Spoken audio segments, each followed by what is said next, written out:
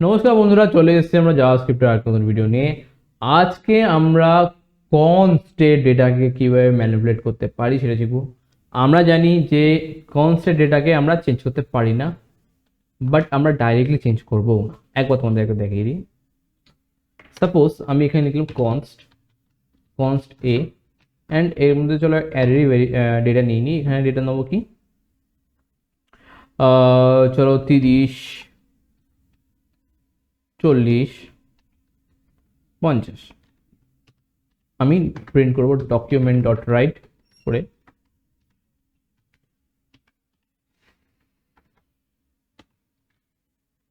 Output দেখব, তো আউটপুটে দেখো 30, 40, 50 চলে এসেছে।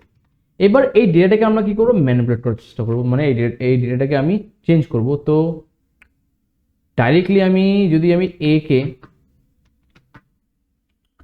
চেঞ্জ করতে চাই তাহলে কিন্তু আমরা চেঞ্জ করতে পারবো না। এখানে একটা এরর শো করবে, কি শুরু করবে, এরর। ওকে, দেখো আমি এখানে কনসোলে গেলাম, দেখো এরর দেখা যায়। এটা আমরা জানি কি ডাইরেক্টলি আমরা কনস্ট্যান্ট ডেটার ভেরিয়েবলের ডেটা চেঞ্জ করতে পারি না, বাট আমরা ডাইরেক্ট করবোও না, আমরা একটু ঘুরিয়ে পিছিয়ে করবো। আমি চাই স্পেসিফিকলি অ্যারের ডেটাকে চেঞ্জ করতে, তো আমি কি করব, ডাইরেক্ট চেঞ্জ করব না, আমি অ্যারের মধ্যে যে ইন্ডেক্স আছে এই ইন্ডেক্সের ডেটাকে আমি চেঞ্জ করব। তো এখানে আমি 40টাকে করতে চাই 65, তো আমি এখানে ইন্ডেক্স লিখবো 1। ওকে, তো আমরা জানি 0, 1, এখানে 2, এখানে আমরা ইন্ডেক্স হিসেবে নিই, তো ইন্ডেক্স 1 নেবো, নেওয়ার পর সেভ করব, প্রিন্ট করব। দেখো এবার তোমার ডেটাটা চেঞ্জ হয়ে যাবে। তাহলে কনস্ট্যান্ট ডেটা আমরা চেঞ্জ করতে পারি, বাট একটু ঘুরিয়ে করব, বাংলা কথা এটাই। ঠিক আছে, তাহলে এবার কি আমরা অবজেক্টের ডেটাকে চেঞ্জ করতে পারি? হ্যাঁ, করতে পারি। তার জন্য আমি কি করব, আর একটা ভেরিয়েবল নেব, কনস্ট কনসোল লেগেছে, কনস্ট বি দেওয়ার পর এখানে আমরা কি করব, কার্লি ব্র্যাকেট অন করব, কার্লি ব্র্যাকেট অন করব, নেম আমরা কি দেবো, সৌরভ, এন্ড এজ দেবো 24। ওকে, আমি একবার এটাকে প্রিন্ট করব। আচ্ছা, এটাকে কপি করে নিই, তো কে লিখবে এখানে, লিখবো বি। বি তো আমরা জানি যদি আমরা এটাকে ডেটা প্রিন্ট করা থাকে এখানে কি দেখবে, অবজেক্ট।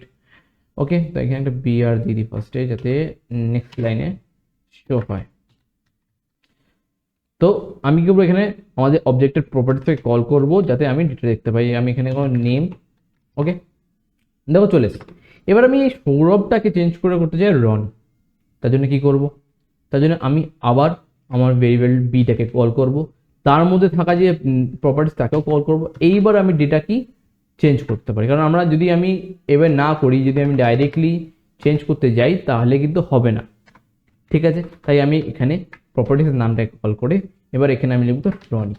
দেখো রনি হয়ে গেল। সেমভাবে আমি এখানে এইচকেও প্রিন্ট করব, প্লাস আমি বি ডট এজ লিখে দিই। দেখো এখানে দেখাবে 24।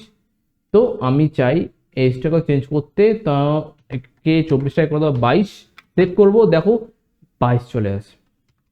তো কনস্ট্যান্ট ডেটাকে আমরা চেঞ্জ করতে পারি, ঘুরিয়ে বেয়ে চেঞ্জ করতে হয়, বাট করতে পারি। ওকে, তো আজকের জন্য এইটুকুই। নেক্সট ভিডিওতে আমরা শিখবো অবজেক্টের কিছু প্রপার্টিস। তো চলো নেক্সট ভিডিওতে আবার দেখা হচ্ছে। Bye bye, see you.